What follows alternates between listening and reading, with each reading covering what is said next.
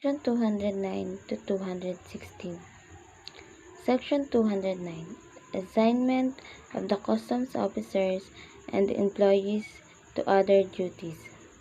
The Commissioner, with the approval of the Secretary of Finance, may assign any employee of the Bureau to any port service, division, or office of the Bureau within the Bureau's staffing pattern or organizational structure, or may assign an employee other duties, provided that such assignment shall not affect the employee's tenure of office nor result in a charge of status, demotion in rank, and or salary deduction. Section 210. Duties of the District Collector. The District Collector shall have the following duties in their assigned customs district. 1. Ensure entry of all imported goods at the customs office. 2. Prevent importation and exportation of prohibited goods. 3. Ensure legal compliance of regulated goods and facilitate the flow of legitimate trade. 4. Examine, classify, and value imported goods. 5. Assess and collect duties, taxes, and other charges on imported goods. 6. Hold to dispose imported goods in accordance with this Act. 7. Prevent smuggling and other customs fraud. And 8. Perform other necessary duties that may be assigned by the Commissioner for the effective implementation of this Act, subject to the supervision and control of the District Collector. The duties and function of the District Collector may be delegated to the Deputy District Collector. The Deputy District Collector assigned to a subport shall be under the supervision and control of the District Collector of the corresponding principal port. Section 211. Temporary succession of Deputy District Collector to a position of acting District Collector. In the absence or disability of a District Collector, or in case of a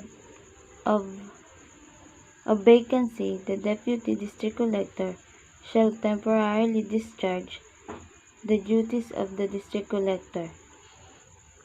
Should there be no Deputy District Collector, the District Collector shall designate in writing a senior ranking customs officers to temporarily perform the duties of the District Collector. In case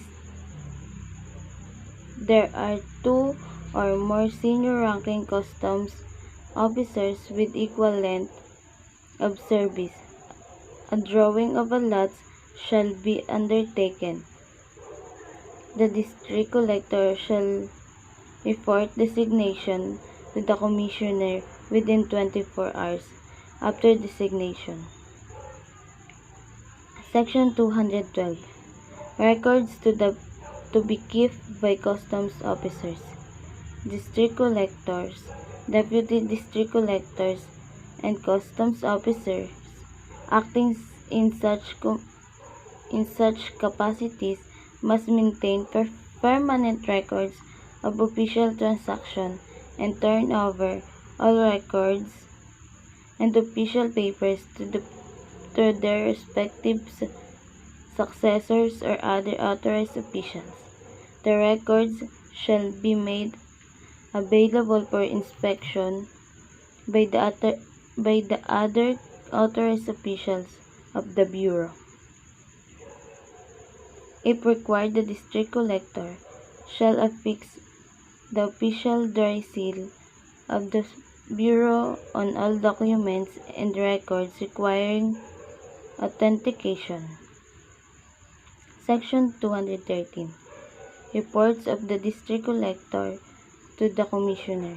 The District Collector shall report the Commissioner any probable or initiated litigation within the Customs District and shall submit regular monthly reports on district transactions. Chapter 3. Exercise of the Police Authority. Section 214. Persons exercising police authority. For the effective implementation of this act, the following persons are authorized to effect search, seizure, and arrest. A. Officials of the Bureau, District Collectors, Deputy District Collectors, police officers, agents, inspectors, and guards of the Bureau. B. Upon authorization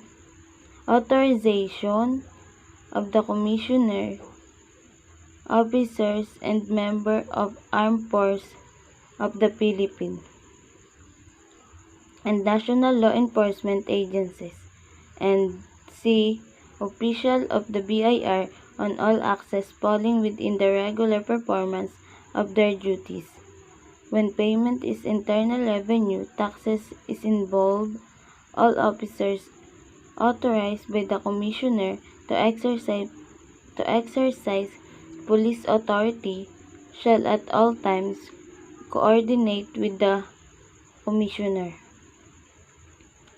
Goods seized by the deputized officers pursuant to this section shall be physically turned over immediately to the Bureau, and unless provided under existing laws, rules, and regulations. For the purpose, mission order shall clearly indicate the specific name carrying out the mission of the task to be carried out.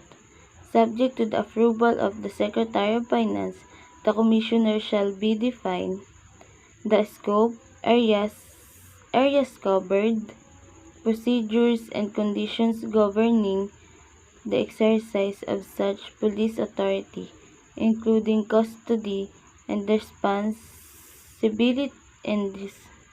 responsibility for the seized goods.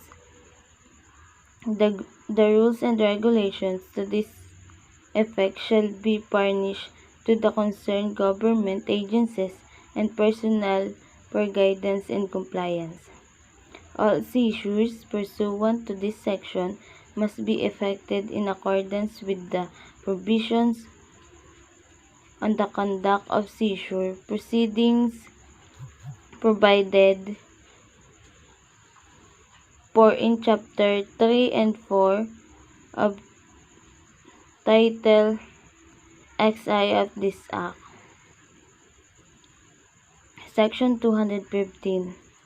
Place where authority may be exercised. All persons exercising police authority as described in the preceding section shall only exercise powers within customs premises as provided for in Section 303 of this Act, and within the limits of the authority granted by the Commissioner. Port and airport authorities in all ports of entry shall provide authorized customs officers with unhampered access to all premises within their administrative jurisdiction. 216.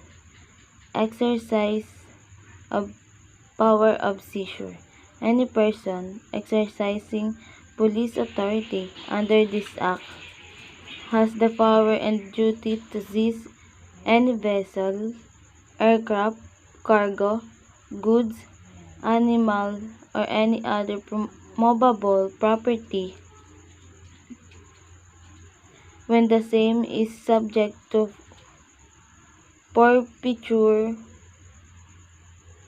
or when they are subject of a fine imposed under this act.